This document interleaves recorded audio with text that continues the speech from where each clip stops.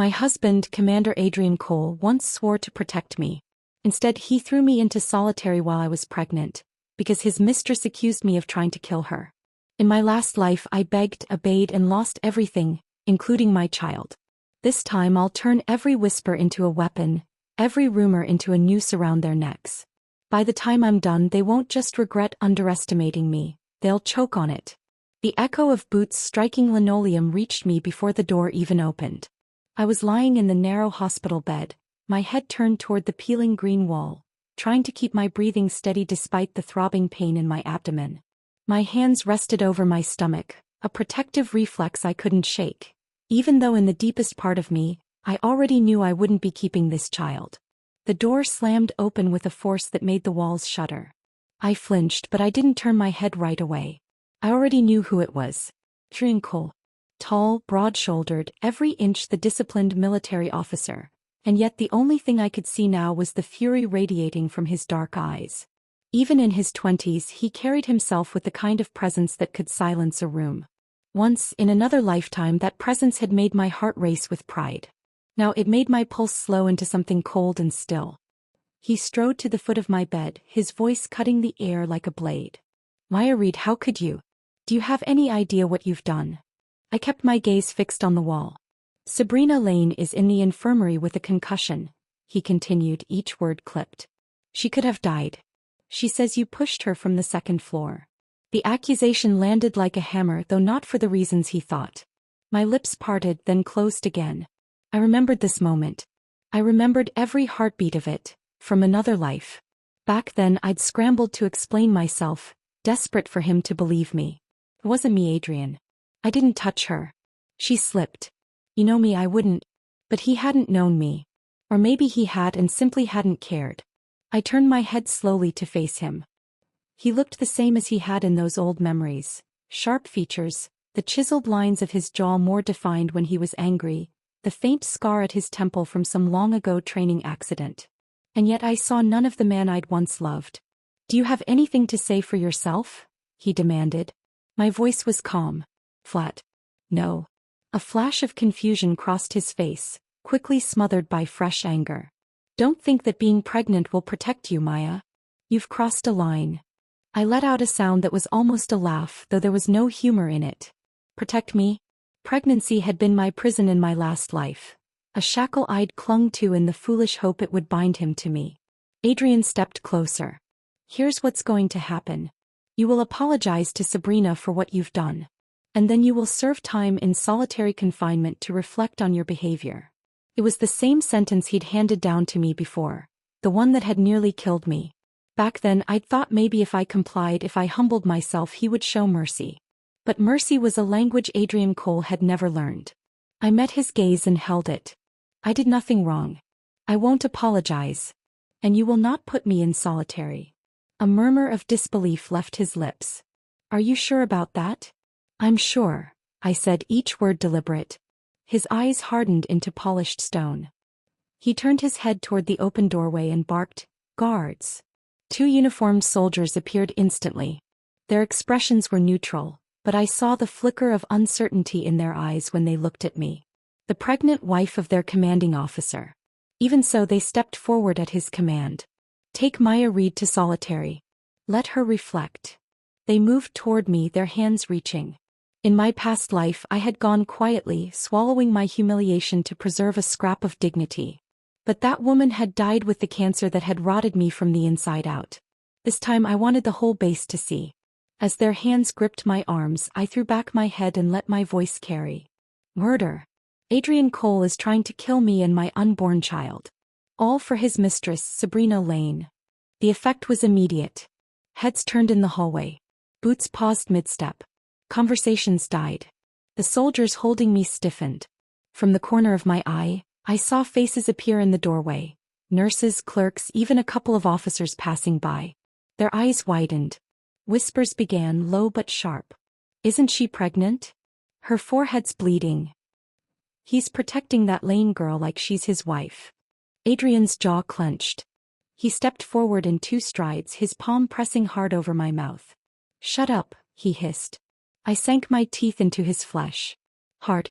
The taste of iron flooded my mouth. His hiss of pain was the most satisfying sound I'd heard in years. He jerked his hand back and I let my lips curve into the faintest smile before the guards hauled me toward the door. I didn't resist physically, but I made sure to meet the eyes of every onlooker we passed, silently daring them to remember what they'd seen. The solitary cell was smaller than I remembered, or maybe I had grown larger in spirit.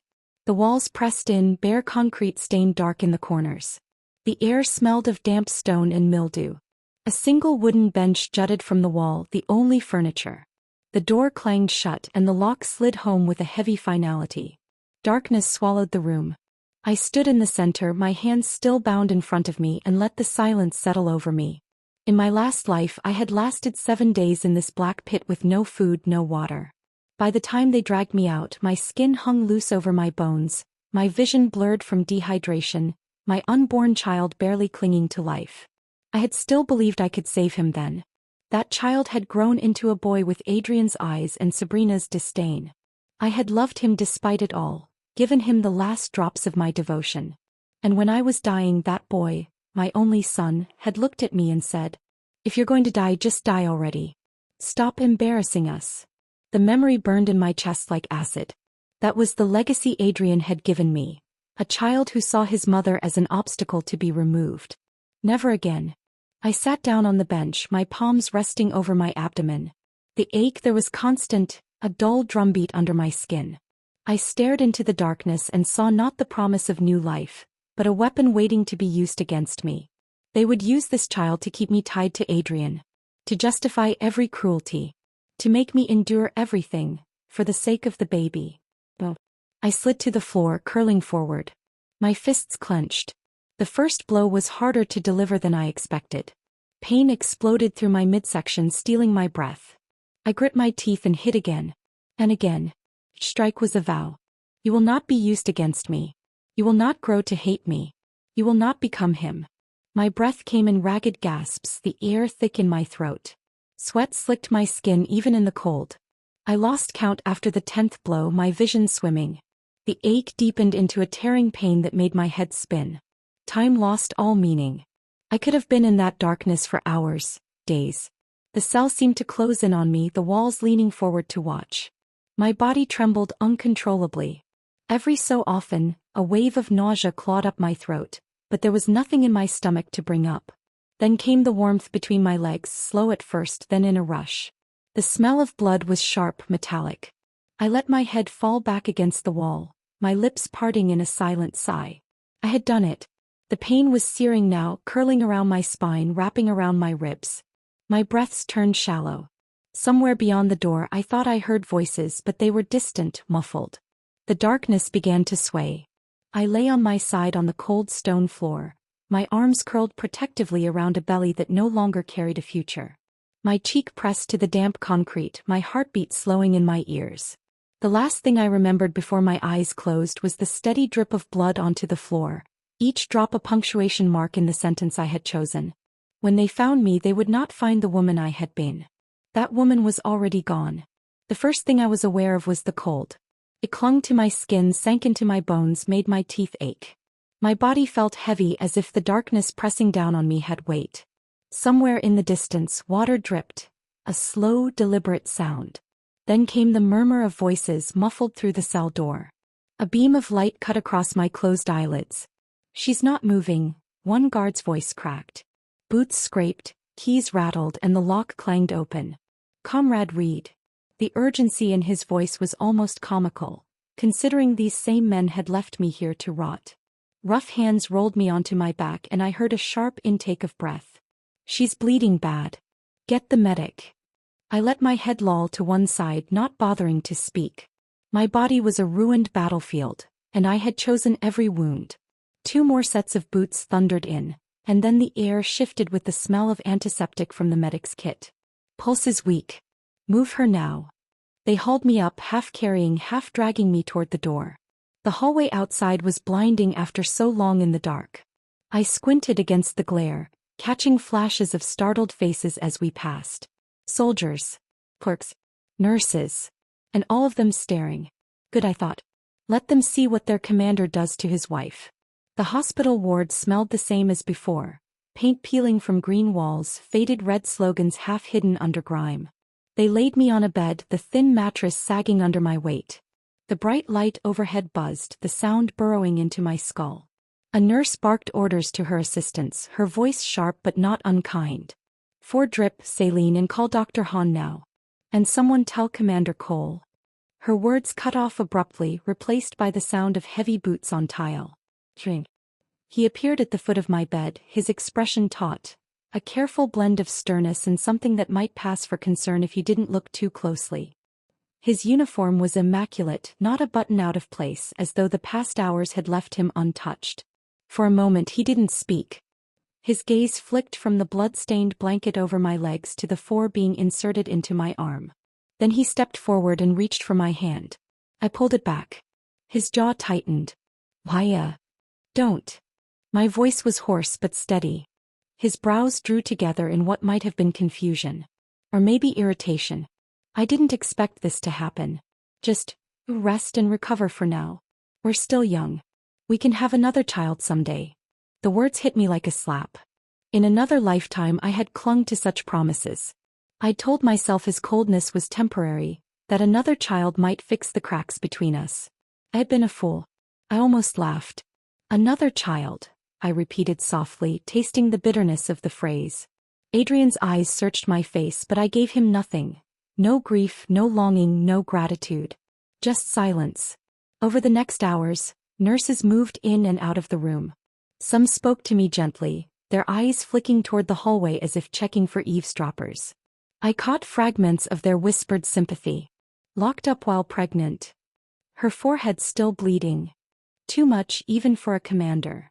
The murmurs were a warm undercurrent, a reminder that not everyone here swallowed Adrien's narrative whole.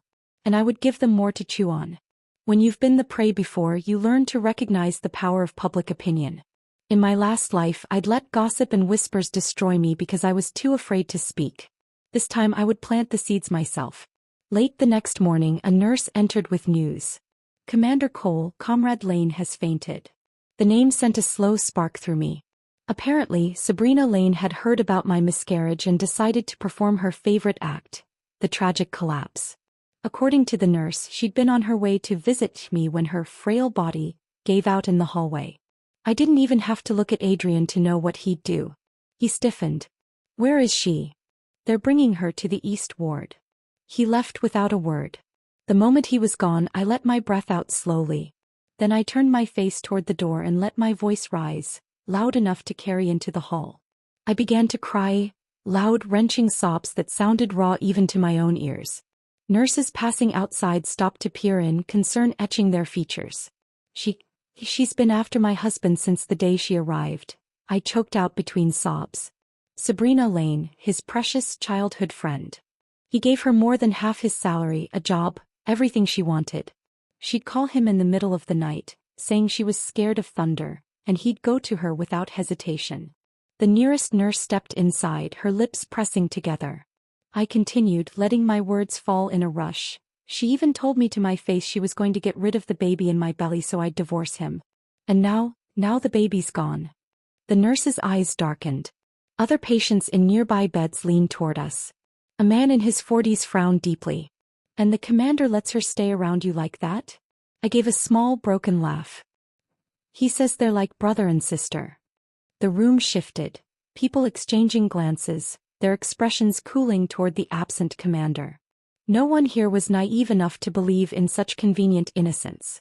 By the time Adrien returned, the air in the room was thick with unspoken judgment. He didn't notice, or pretended not to.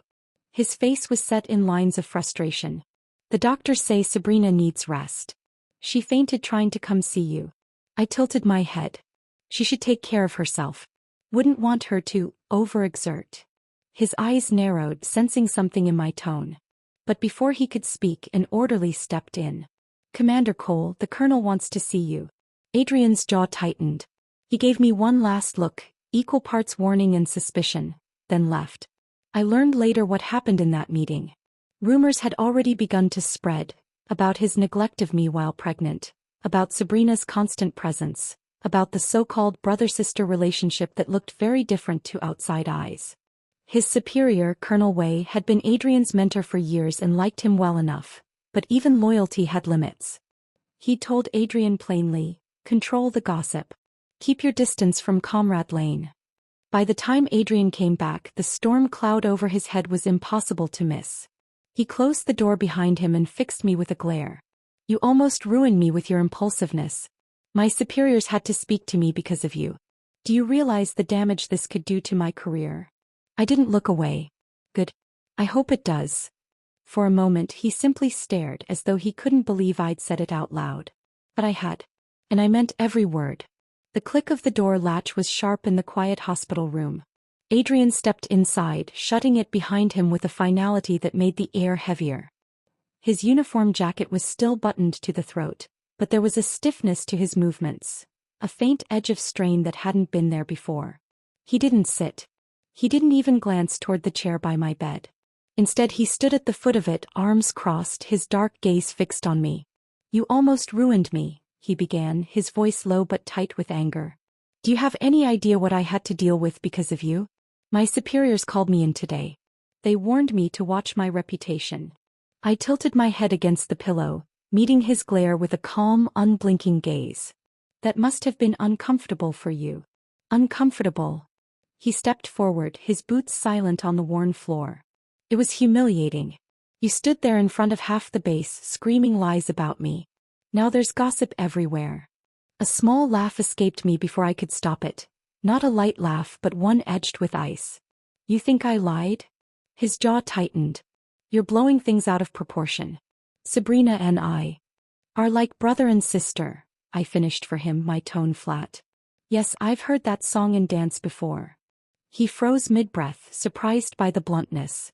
I let my eyes roam over him slowly, then fixed them on his face again. "Funny thing, Adrien, real brothers and sisters share blood. You and Sabrina don't share a single drop. So forgive me if I don't buy your pure sibling fairy tale." The muscle in his cheek ticked once. "If I had feelings for Sabrina, do you think I would have married you?" "Yes," I said without hesitation. "Because you're the kind of man who would do exactly that as long as it suited your image." He flinched, not much but enough for me to notice. He took a breath as if reining himself in. "This isn't the time to be petty or jealous. I'm in this mess because you wouldn't keep your mouth shut. I'm warning you, Maya. Cut it out. Clarify the rumors. Tell people there's nothing between me and Sabrina. That it's all a misunderstanding." I raised one eyebrow. "You want me to go around defending you?" "Yes," he snapped. "For the sake of both of us." A slow smile spread across my lips, though it held no warmth. "For the sake of you, you mean?" His eyes narrowed. "If your pride is worth destroying my career, then fine. Keep playing this game. But don't say I didn't warn you."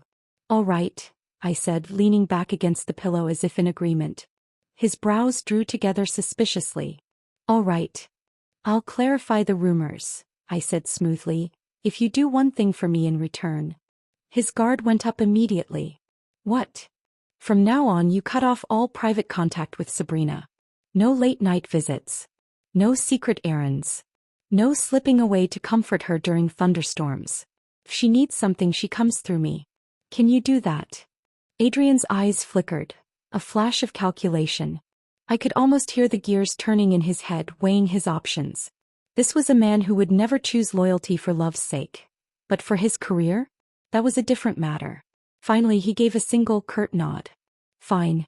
From now on you handle everything related to Sabrina. I won't see her in private again." I didn't smile. I didn't thank him. I knew exactly why he'd agreed. Not for me, but because his promotion meant more to him than she did. But Sabrina? She wouldn't take this lying down. I pictured her pale face, the way her lips would tighten when she didn't get her way. The sweetness would slip, the claws would come out. And when she realized Adrien wasn't coming to her anymore, she'd act. She'd always acted. The thought sent a quiet spark of anticipation through me. Days passed. The hospital corridors were quieter now when Adrien visited, though his visits were brisk, almost perfunctory. He seemed restless, as if the absence of Sabrina's constant presence left him unbalanced. Sabrina, on the other hand, had no idea why her messages went unanswered. On the second day after Adrien's promise, she sent word to his office that her health was declining, and she feared for her life without his support. A few hours later, another message arrived. She'd barely slept, her cough was worsening, and she was too weak to eat. By the third day, she escalated. One of the medics she'd charmed came knocking at Adrien's door with a concerned report. "Comrade Lane says she's been coughing up blood." I watched him hear this from across the hospital hallway, my face unreadable. His expression flickered, a twinge of alarm, but then his superior's warning must have echoed in his mind. He didn't move toward her ward. Instead, he came toward mine. He stepped into my room without his usual preamble. "Why, yes?" I asked, not looking up from the book in my lap. "I heard Sabrina's not well. She's worse than before." "Oh." I turned a page leisurely. "She was well enough to spread lies about me last week. Seems selective, this illness of hers." His frown deepened. "Don't start." "I'm not starting anything. I'm just observing." He hesitated, then said carefully, "I think it might be better if I went to see her." "Just to?" "To what?" I cut in, my eyes locking on his. "Check if her cheeks are rosy enough to fake another fainting spell?" "Oh, Adrien. You promised. If Sabrina needs something, she comes through me." He didn't answer right away. His jaw worked, but the words never came. Finally, he exhaled sharply, turned on his heel, and left. I watched him go, my mind already turning over the possibilities. Sabrina Lane was used to getting what she wanted. And when she didn't, she always pushed harder. That pressure was coming. I could feel it like the heavy air before a storm. The difference this time was that I'd be ready to greet it head-on. The days after Adrien's promise stretched into a quiet standoff. Sabrina Lane stayed in the hospital ward, draped in her silk robe and pale demeanor, playing the part of a fragile porcelain doll. It was the same performance she'd been perfecting for years. Fluttering lashes, wistful sighs, whispered requests to anyone within earshot that she was just too weak to move. And of course, always expecting Adrien to arrive at her bedside. He didn't. At first, she sent small hints through mutual acquaintances. "I'm feeling faint today. My cough is worse." Then came more elaborate reports, passed from one sympathetic fool to another. "She's barely eaten in days. She had to be helped to the washroom, she's so weak." I could almost picture her in that bed, staring at the doorway, certain that every sound of approaching footsteps belonged to him.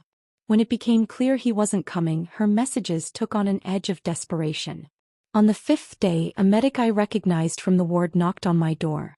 "Comrade Reed," he said almost sheepishly. "Comrade Lane, she says she coughed up blood." I didn't even blink. How unfortunate. Behind me, Adrien's voice came, careful, probing. "Maya, perhaps you could visit her? Just to check how she's doing." I turned to look at him, holding his gaze for a long, quiet beat. He wasn't asking because he cared about Sabrina's well-being. This was about optics, keeping his promise to me while also finding out if Sabrina's act was worth his attention. A slow smile curved my lips. "Of course, dear. I'd be happy to see what kind of tricks she's trying now." The east ward smelled faintly of talcum powder and overripe fruit from the baskets visitors left behind. I walked in without hurry, the hem of my coat brushing the polished floor. Sabrina was propped up against her pillows, her glossy hair falling in perfect waves over her shoulders. A porcelain teacup sat untouched on the tray beside her. The moment she saw me instead of Adrien, her expression soured like spoiled milk. "What are you doing here?" she demanded. "I came to see you," I replied lightly, strolling to the window and glancing out before turning back. "Didn't they say you were dying? You look perfectly fine to me." Lips red, teeth white, not even a pallor. Her fingers tightened on the edge of her blanket. "You..." "Honestly, Sabrina," I went on, my tone casual as I drifted closer, "this fake sick routine is getting a little outdated. You might want to come up with something fresher." Her smile turned razor sharp. "Losing your baby must have felt awful, huh? I was the one who caused it, and Jason doesn't care about you at all. He only trusts me. For me, he's willing to wrong his own wife. You must feel terrible about that." I met her gaze and let the silence stretch just long enough for her confidence to sharpen, before I cut it to pieces. "You're overthinking it," I said calmly. "If losing a child means Adrien will stay away from a disgusting woman like you, then it was worth it." Her eyes flickered just for a second. Then I leaned closer, my voice dropping to a whisper only she could hear. "You probably don't know yet. Adrien's not going to see you again." The blood drained from her face. What do you mean? I mean exactly what I said. Everyone's talking about you and Adrien. His precious reputation is on the line now, so he's keeping his distance. And you can thank me for that. Her brows drew together. What did you do, Maya? I smiled as if sharing a pleasant secret. I know all the filthy little schemes in that mind of yours. You wanted to kill the child in my womb. You wanted to break me and Adrien apart so you could take my place. So I helped you, gave you exactly what you wanted. He stared, uncomprehending. I was the one who ended my pregnancy. I said, each word deliberate. I was the one who spread the rumors about you and Adrien. That's impossible. Her voice wavered. You loved that baby. You love Adrien. You were obsessed with his reputation. Not anymore. My tone was final, like a door slamming shut. For a heartbeat she just stared. Then the disbelief in her eyes hardened into rage. You vicious woman, she hissed. You used your own flesh and blood to get back at me. You're a monster. I tilted my head. Compared to you, I'm nothing. Her next move came fast. She let out a sudden scream and slapped herself. Once, twice. The sharp crack of palm against cheek ringing in the air. The skin bloomed red almost instantly, a thin trail of blood appearing at the corner of her mouth. Before I could react, she shouted, "Help! Maya Reed hit me." Then she threw herself off the bed, bare feet hitting the floor, and ran toward the door. She didn't make it. My hand shot out, fisting in her hair, yanking her backward with enough force to make her stumble. The cry that tore from her throat was half pain, half shock. She hadn't expected me to fight back. Not this Maya. I slammed her head against the wall. Once. Twice. The dull thud was deeply satisfying. Her hands clawed at my wrists, but my grip was iron. She shrieked until the sound broke, and then she crumpled in my hold, her body going limp. I let her drop to the floor and quickly drew in a shaky breath, letting tears spring to my eyes. The timing was perfect. Nurses were already rushing in from the hallway, drawn by the noise. They stopped short at the sight of me, tear-streaked and trembling, standing over Sabrina's prone form. What happened? One of them demanded. I choked back a sob. She slapped herself and pretended I hit her. Now she's lying there faking it. The nurses exchanged glances. None of them liked Sabrina. Her arrogance, her entitlement, the way she used Adrien's protection as a shield. They'd seen her theatrics before. Enough, Comrade Lane, one said coldly, stepping forward. Cut the act. But Sabrina didn't move. I wiped at my cheeks and sniffled. What am I supposed to do? She's still lying there, pretending. If Adrien hears about this, he'll blame me. I'm done for. One of the nurses put a hand on my shoulder. Don't be afraid, Comrade Reed. We'll testify for you. With their support, I crouched beside Sabrina, feigning an attempt to rouse her. Come on, Sabrina, drop the act. Get up. As I leaned in, my fingers curled around the heavy-duty sewing needle hidden in my sleeve, at least 6 or 7 centimeters long, sharpened to a fine point. I'd brought it for this exact opportunity. My hand moved quickly, slipping under the cover of my coat sleeve. I drove the needle deep into the flesh of her lower back, burying it to the hilt. The reaction was immediate. Sabrina's eyes flew open, her scream echoing off the walls. She bolted upright, her face contorted in pain, one hand clutching at her back. By the time her gaze found mine, the needle was already back in my sleeve, my expression a mask of startled concern. The only hint of satisfaction was the flicker in my eyes, which she caught and which made her rage boil over. You, she started, raising a hand to strike me. A nurse caught her wrist mid-swing. What do you think you're doing? She attacked me. Sabrina shouted, her voice breaking. But no one believed her. The nurses were already shaking their heads, their expressions hard. We've had enough of your games, Comrade Lane. You're making a fool of yourself and the commander. The sting of that last remark landed. Her face flushed, her mouth opening and closing without words. I stood slowly, smoothing my coat as if nothing had happened. I'll leave you to rest, Sabrina. Wouldn't want to strain your delicate condition. The nurses closed ranks around me, ushering me toward the door. Behind them, Sabrina sat frozen on the bed, her back still throbbing from the needle's bite, her cheeks burning with humiliation. At the threshold, I glanced over my shoulder and let a small, deliberate smile curve my lips, the kind that promised this was far from over. The argument from the day before still hung heavy in the air. Even though Adrien had agreed to keep his voice down in public after our last confrontation, I could feel it. The distance, the stubborn refusal to truly hear me. His hands still lingered on Sabrina's defense, even if his lips no longer spoke it aloud. We were in the dining area that morning, the sunlight streaming through the tall windows. I was seated with my breakfast, deliberately quiet, trying to steady myself before another round of whispered doubts. Adrien set down his teacup and looked at me across the table. "You've been tense lately," he said. "Still about what happened at the hospital?" "Still." I set my fork down. "Adrien, she staged that whole scene to make me look heartless. You saw it." He shook his head. "I saw you react badly to someone in distress. The rest is your interpretation." It was the same wall I'd been hitting for weeks.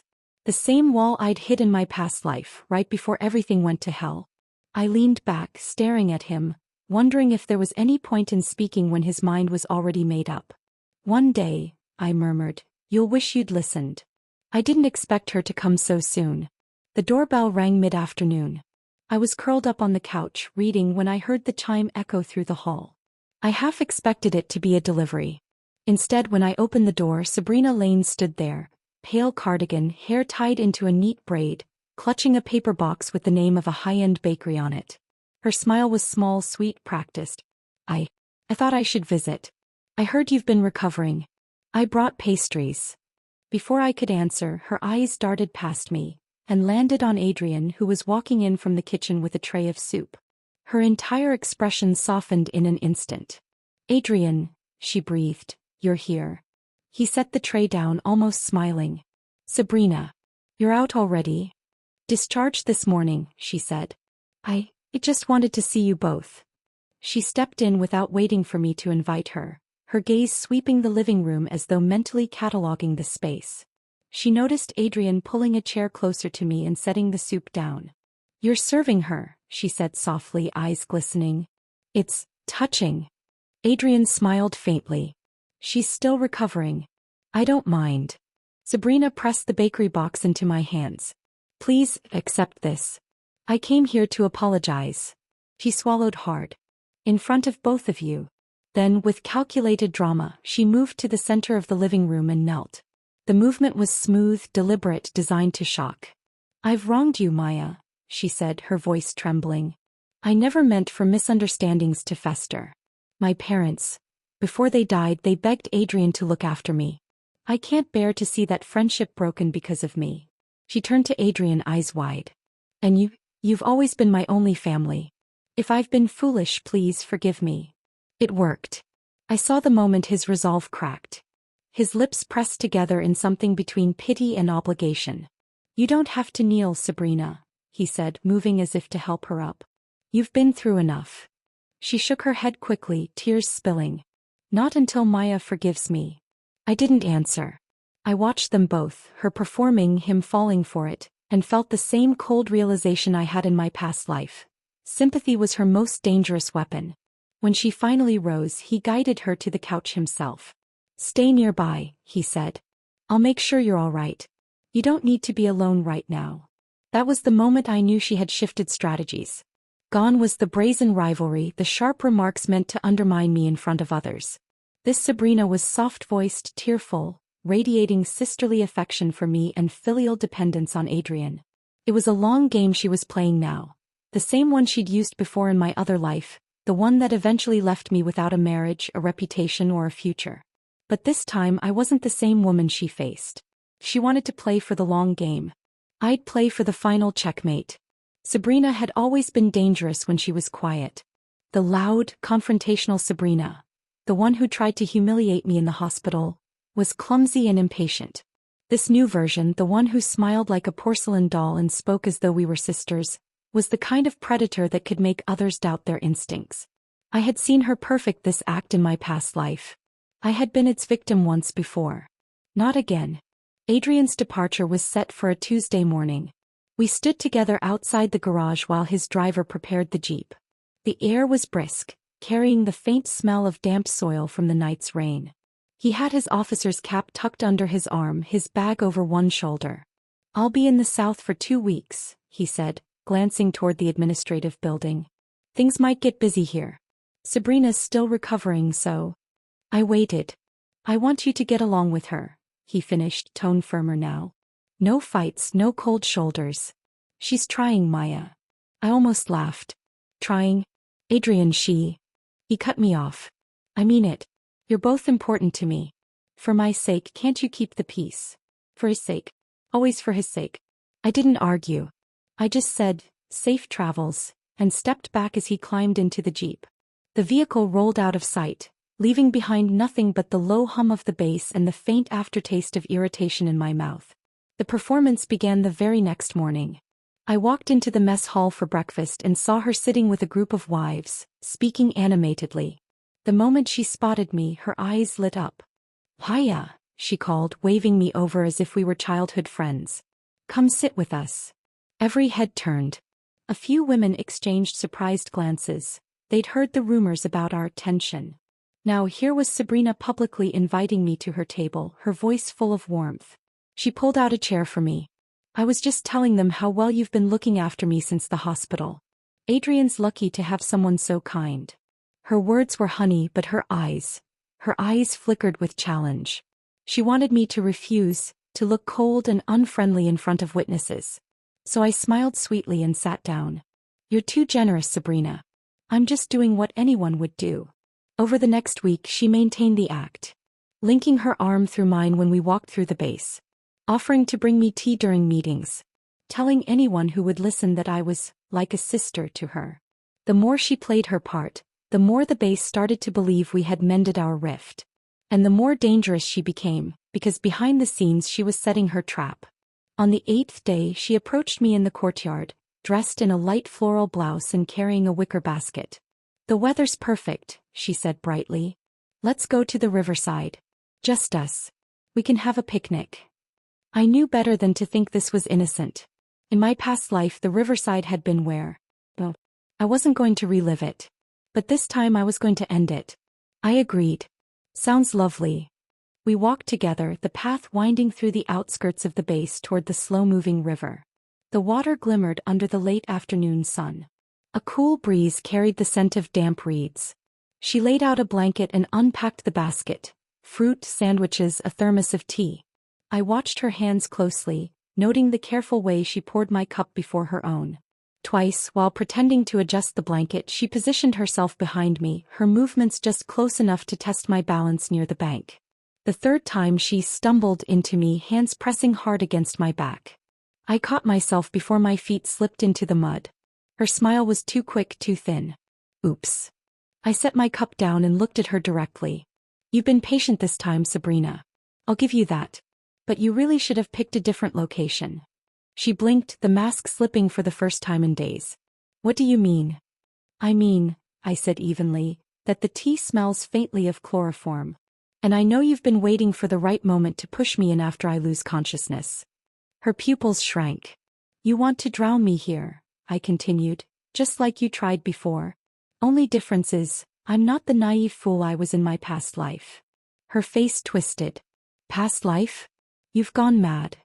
No, I said, stepping toward her. I've just learned. The false sweetness drained from her entirely. You think you can win against me? She hissed, lunging forward with both hands outstretched. Her shove was fast, but I was ready. I sidestepped, grabbed her wrist, and used her own momentum to send her tumbling into the shallows. She came up spluttering, hair plastered to her face. I waded in after her. The water was cold, swirling around our knees, but my grip was iron. She swung at me, I caught her arm and twisted. This is what you wanted, isn't it? I said, shoving her under for a moment before yanking her up again. To see me helpless? To watch me suffer? Her scream was cut off by another splash as I forced her down. I wasn't just fighting for my life. I was taking back every moment she had stolen from me before. When I finally let her up, she was gasping, her face pale. I landed a sharp blow to her jaw, then another. She stumbled, slipped, and went down hard against the rocks. The last thing I did was strike low with precision, ensuring she would never bear children. The same cruelty she had once inflicted on me. She collapsed in the shallows, clutching herself, eyes wide with shock and pain. I stood over her, chest heaving.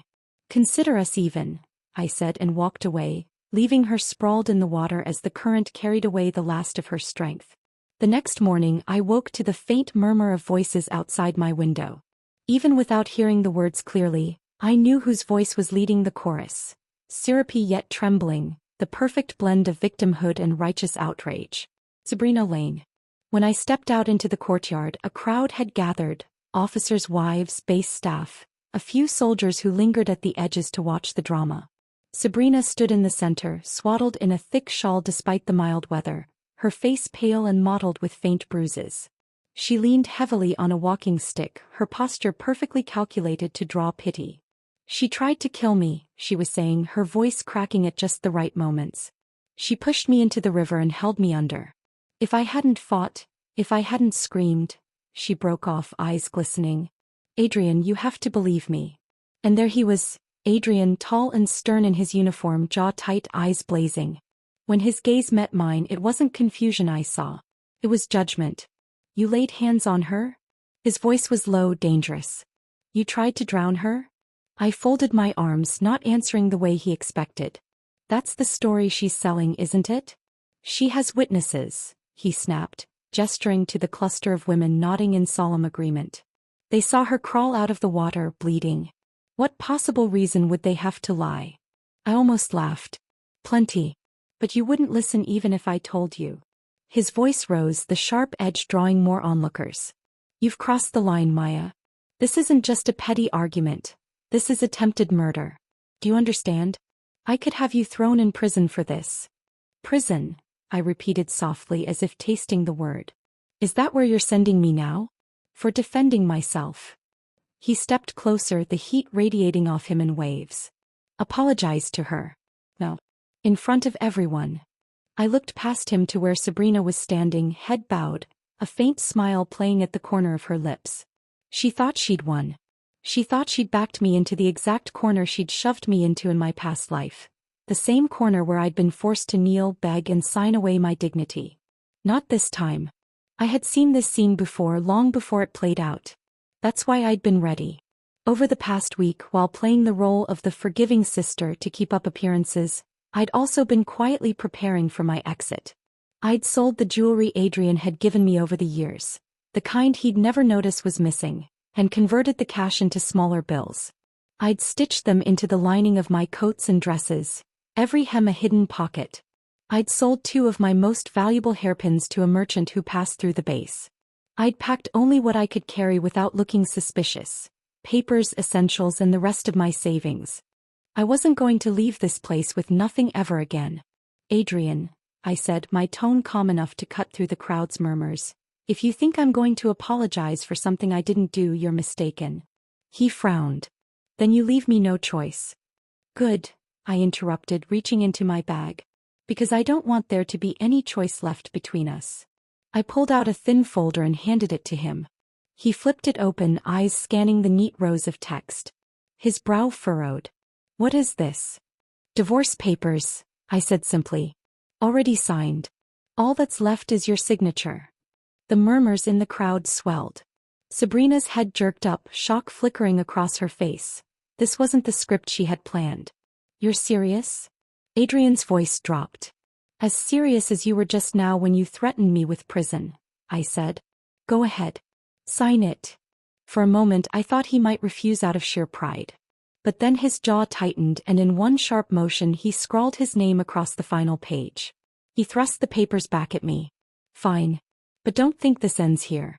I'll still make sure the police hear about what you did." I smiled then, a slow, deliberate smile that made him take an involuntary step back. "Funny you should say that," I said, sliding the papers into my bag. "Because they'll be hearing from me first." His frown deepened. "What are you talking about?" "I'm talking about attempted murder," I said, turning so my voice carried to everyone gathered. "Sabrina Lane's attempted murder of me. And her possession of an illegal substance, the same one she used in the tea she offered me before trying to push me into the river." Gasps rippled through the crowd. Sabrina's face went stark white. "I have the cup," I continued, "untouched. And I had the foresight to hand it to the base medic before meeting you today. He's already confirmed the presence of chloroform. Funny thing, evidence, It doesn't care about crocodile tears. Adrien's mouth opened but no words came out. His eyes darted to Sabrina, whose lips were now trembling for real. "I'll be making my statement at the police station this afternoon," I said. "And unlike your little performance here, I'll have proof." The crowd was silent now, the weight of the shift palpable. A few of the wives glanced at each other, suddenly unsure whose side to stand on. I turned and walked away without looking back, the divorce papers secure in my bag and my future already unfolding before me. For the first time in a long while I felt free, and I wasn't going to waste a single breath on either of them again. The moment I stepped out of the base gates with the divorce papers tucked safely inside my satchel, I felt the air change. It wasn't just the difference between the stale confinement of that place and the crisp wind that blew in from the south. It was the absence of his shadow. For years, Adrien's voice, Adrien's orders, Adrien's temper had been the constant background noise of my life. Now there was only silence and possibility. I didn't linger to look back. I didn't stand there wondering if he was watching from a window, or if Sabrina was in her room tearing up over her failed frame-up. I didn't care. I'd arranged for a merchant caravan heading south to take me as far as the provincial capital. From there, I would disappear into the chaos of China's early economic reform, a chaos I knew how to navigate because I'd already lived through it once before.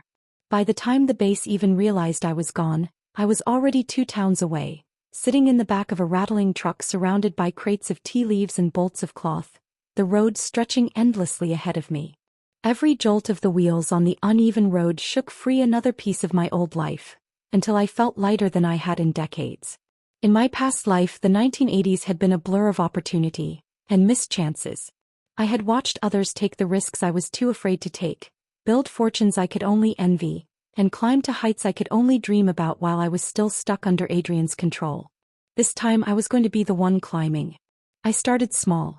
Using my stitched-away savings, I rented a single room above a tailor's shop and began trading in goods I knew would boom. Imported cosmetics, foreign fabrics, second-hand sewing machines. The margins were small at first, but I understood the trends before they happened.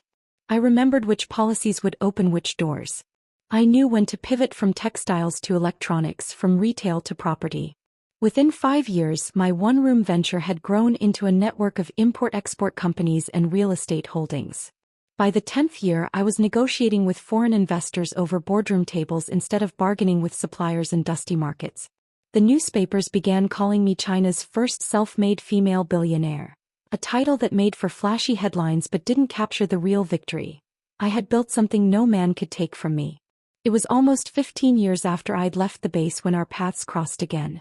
The setting couldn't have been more different from the courtyard where he'd once threatened me with prison. This was a grand charity gala in Shanghai. Marble floors, crystal chandeliers, champagne flowing like water. I had just finished giving a speech about funding rural education when a hush fell over the nearby tables. People's eyes turned toward the entrance. A man was being wheeled in. At first I didn't recognize him. His hair was streaked with gray, his once broad shoulders had thinned, and there was a weary slump in his posture that no uniform could straighten. Then he looked up, and I saw the sharp blue-gray eyes that had once judged me without hesitation. He maneuvered his wheelchair closer, a hesitant smile on his face. "Maya, it's been a long time." I set my champagne flute down, my expression neutral. "It has." He sighed, his voice heavy. "I wanted to tell you. I know now. About Sabrina. What she did to you. Everything you said back then, it was true." I tilted my head. "And you realize this how?" "She confessed before she died," he said, his voice low. "Prison broke her. She never forgave me for not being able to save her." There was a bitter irony in that, but I didn't say it. I just waited. "I was wrong, Maya," he continued. "I believed the wrong person and I ruined the right one. If I could take it back," he trailed off, glancing at his useless legs. "I've paid my price. The accident, I thought of you. How you once saved me in another life. And I wondered, did you know I'd get hurt this time? Is that why you didn't?"